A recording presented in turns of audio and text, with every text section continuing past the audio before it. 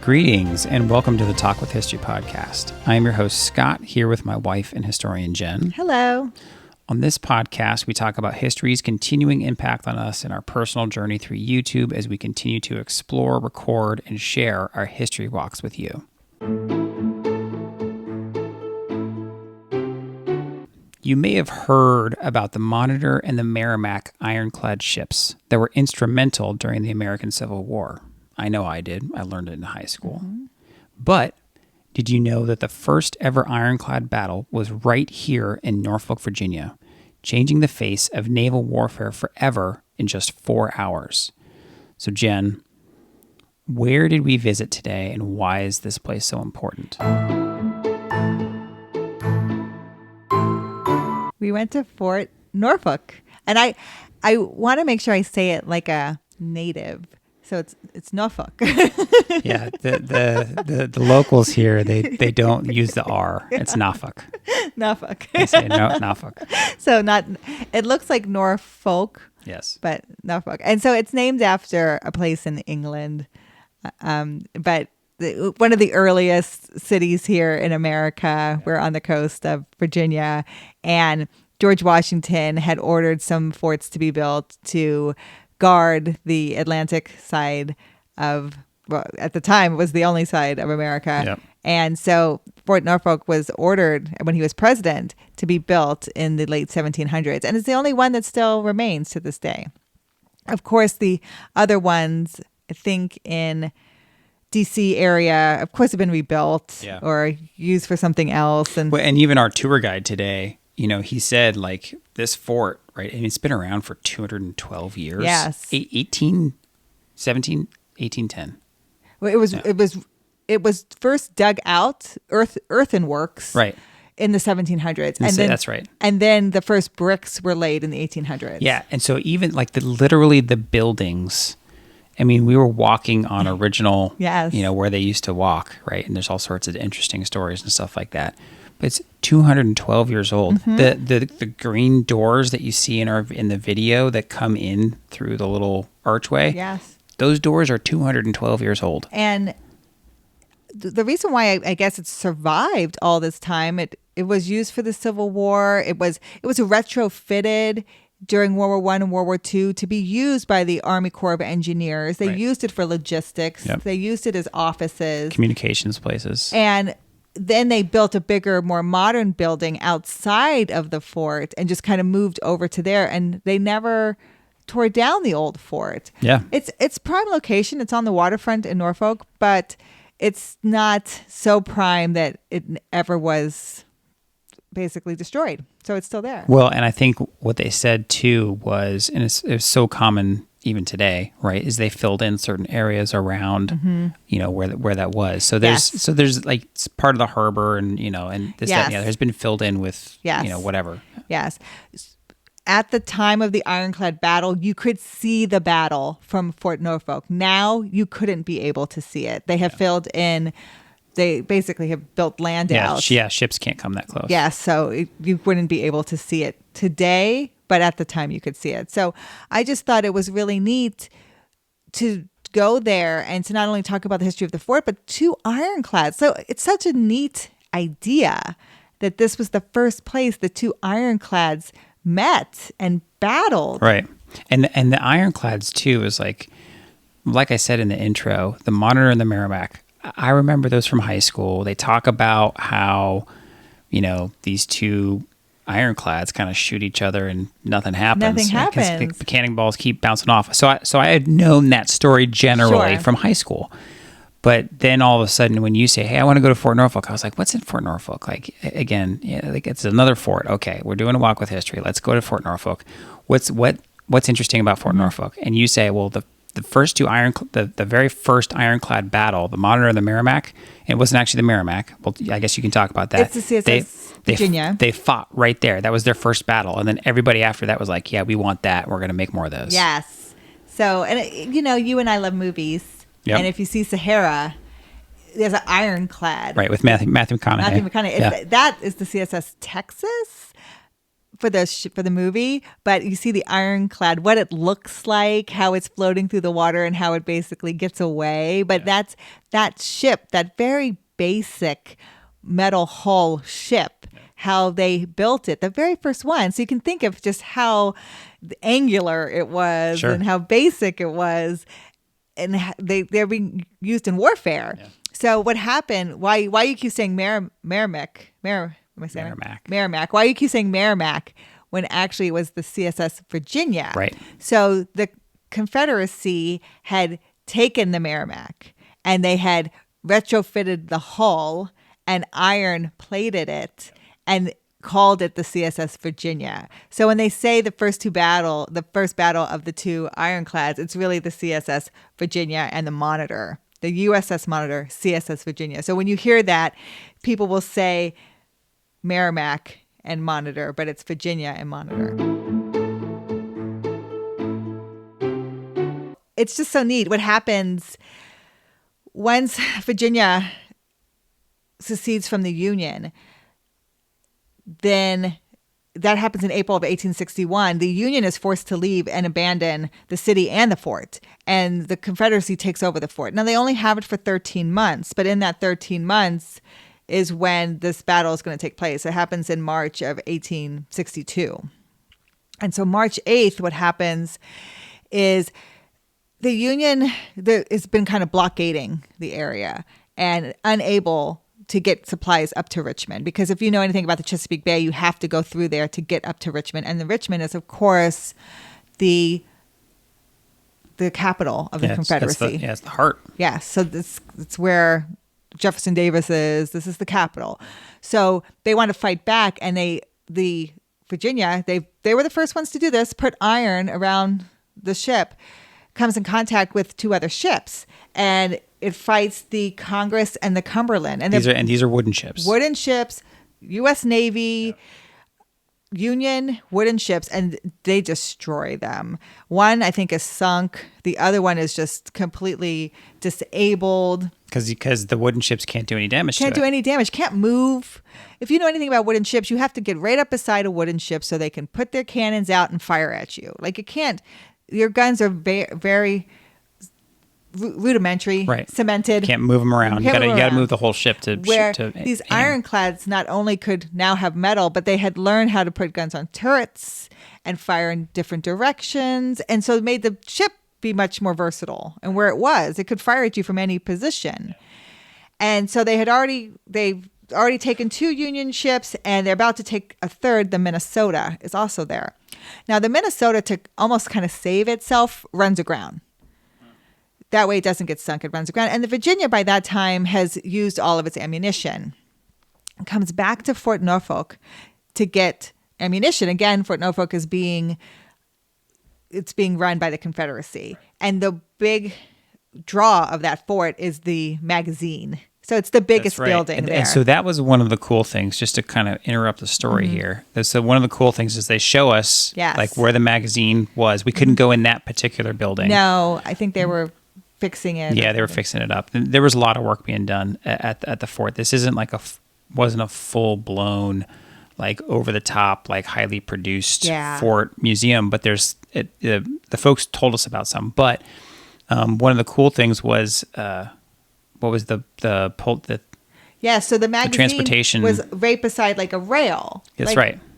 Almost like a train rail. Yeah. And they used mules. They would load up the ammunition onto the mule and they would carrier, just pull it right out to the point. Right out to the ships. Yep. And the reason they had moved ammunition to Fort Norfolk is the ship building was a little bit further away. And at one point they had put the magazine right beside the shipyard. And somebody, thank goodness, was smart enough to go, hey, maybe we shouldn't have all of these explosives right beside all this wood where we're building ships. This blows up, we're going to destroy everything we're building. Lose everything. Why don't we move it away? Oh my gosh, there's a fort down there, and we can build this big magazine. Yeah, there's a yard here that they use for drilling. Yes, and they built for drill practice, and they built a building there. Yes. So, and then All right, so that's just me interrupting because I'm the host and I get to do that once in a while. So they're rearming. They're rearming for the night. So this is March 8th. Going into the night, the next day is March 9th, 1862. During the night, the Monitor. So the Union also is making a metal ship. They're also making an ironclad. And so during the night, the Monitor comes down the coast and gets in front of the Minnesota, basically to defend the Minnesota. And honestly, it uses the fire from the Minnesota to find it. Yeah. So at night, it's seeing that fire sure. and it's so able it's like, to know. Aim towards the smoke and the flames. So they get in front of it. So when the Virginia comes back out the next morning to finish what they started, they're met with the Monitor, and the Virginia just go at it 3 to 4 hours, just firing at each other and shooting each other, and no damage. Neither sink, neither have damage. They kind of call it a draw. And in that moment, naval shipbuilding changes worldwide. Yeah, and naval warfare. Yeah, everyone's paying attention. Yeah. Wooden ships are obsolete. Nobody makes them anymore for naval battles. Now it's all metal. The people are seeing how strong this is, how you can basically fight a war and you're not going to have any damage. So everything changes when it comes to building ships from that battle. Yeah, that was really cool. And like when you're at the fort too. So what you can see right now is that it's a work in progress, right? So I think it's the Norfolk Historical Society and some other folks who are kind of helping kind of continue to work on Fort Norfolk, and God bless them. If you hear this and you know people who can help donate, look them up. They're really they're working on preservation, but they definitely need the funds and the help to do it. Yeah, and but one of the cool parts is like the earthen kind of dig out is still kind of the same shape that it was back then. So you can actually walk up the hill, right? Yeah. And this is like the dirt that they piled back in the late 1700s. Exactly. Right? You walk on top of this and you can see out over the water. Now there's the modern building that you mentioned before, but before that modern building was there, you could see the entire harbor and the entire bay right there. It's a key strategic point. It was a great point. And those earthworks, they are preserved. Just like if you go to Yorktown, the earthworks are preserved where the revolutionaries dug in. So you can see that this was done in the late 1700s, early 1800s. This was done by the men there, and it still stands today. Yeah, and one of the neat little asides that our tour guide told us about was the little brick embankment built into the side of one of those. Do you remember that? Yeah, he said it was the commanding officer's wife wanted a gazebo. Yeah, it was, or like it was like the colonel, right? So the colonel who was in charge of that base at whatever time. Yes. I don't think he knew. It was like, I don't know, the early 1900s. Yeah, maybe. It was probably the 30s or 40s. Yeah, and so I guess the colonel's wife wanted a gazebo. So the colonel said, build my wife a gazebo over there at Fort Norfolk. And so she had her gazebo. And the tour guide was great because he said he can just picture, the colonel's wife sitting there in her gazebo drinking mint juleps, looking out over the water, which, when we went, which was today for us, it was super windy. But I can see on a nice day, it was gorgeous. Yeah, it was gorgeous. As you're looking out over the water. It's gorgeous. It's beautiful. So that battle is called the Battle of Hampton Roads. Okay. So when people say the first two ironclads that met in the Battle of Hampton Roads, that's what it was. Yeah. And so after that, it's not long until the Union's going to take Norfolk. They're going to reoccupy it in May of 1862. So this happens in March. So you think March, April, May, the Union has taken Norfolk again. And they're going to hold it for the rest of the Civil War. So Norfolk is not, again, the Confederacy is only at that fort for about a year. And then it's taken over by the Union again. And then what's depicted in the movie Sahara, we talked about this, is the fall of Richmond. So the fall of Richmond happens in early April 1865. So we know we're going to have the surrender happen in about a week. The fall of Richmond happens April 4th, and then the surrender is going to happen a couple days after that. And so in the fall of Richmond, what's depicted in Sahara is the CSS Texas gets away. And the CSS Texas does have the reputation of being the best constructed ironclad. Yeah. It was, I mean, by that time, you're getting better and better. Were they constructing, I don't know if our tour guide talked about this, but were they constructing these ironclads like where the ships are being built today? Yes. Okay. Yes. So like in the Norfolk shipyards. In the Norfolk shipyards. That's where they were doing it. Yes. That's cool. But I think the Texas was being built closer up to Richmond. Okay. Because it's like almost maiden voyage. Right, for the movie. And in real life. Because what happens, so the CSS Texas in real life doesn't even get to make a maiden voyage. It actually is taken during the fall of Richmond. And the Union basically sells it for scrap in 1867. Oh, wow. So it comes down to Norfolk to be sold for scrap. So, but in the movie Sahara, it gets away. Right, with all the gold. Confederate gold. With all the Confederate gold, because they don't want it to fall into the Union hands. But to make that ship for the movie, they use the Virginia. The model of the Virginia. Oh, or was it the Monitor?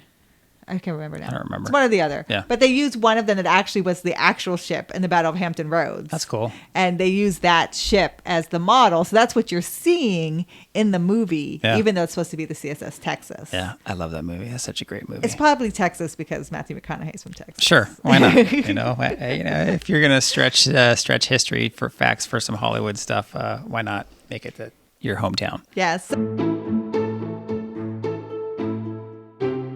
So there was 11 buildings. There's a main gate building. Yep. There's a carpenter's building. When you first walk into the right, there's officers' quarters. There's the armory, like we talked about, the machine, the magazine. Yep.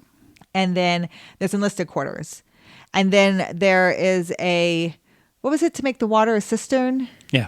To make clean water since the rate. And that was up higher on one of the embankments, right? Natural gravity. That makes sense. But it's been a fort since the American Revolution, War of 1812, Civil War. So it's been there for a while. Yeah, and what I thought one of the interesting things and one of the kind of interesting characters that our guide talked about was the hermit that moved in. So the interesting thing about this fort, so think about 200 plus years, right? And if you think all the way back to the late 1700s, let's just say 250, 240 years, right? It has changed hands. It's been active and non-active. One of the reasons that it got taken was that it was undermanned, right? So it had been taken in naval battles, it had been taken in land battles and all this stuff. And at one point, it was basically abandoned. Yes. And do you remember what era this was in? I think I'm looking at...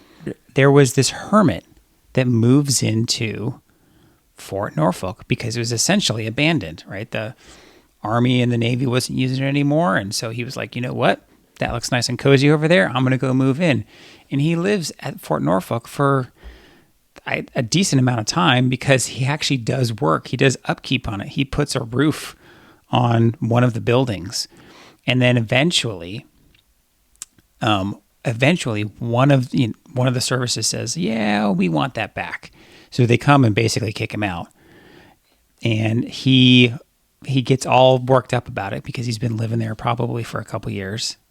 And he's basically tries to sue / send a bill to the government saying, hey, I did all this work. I did all this upkeep on Fort Norfolk. I put a roof on it, on one of the buildings. You guys owe me money. And I don't think anything ever actually came out of it because it's not like he was hired to do that. But it was just such an interesting little tidbit that our tour guide shared with us. Yes. So I'm reading here, the fort sat with an unofficial caretaker status until 1849. Lemuel Fentress. Yes. Lemuel Fentress. And he'd been living alone in the officers' quarters. That's right. So for the past couple decades. And he had been like a volunteer. Yes. Like a volunteer soldier.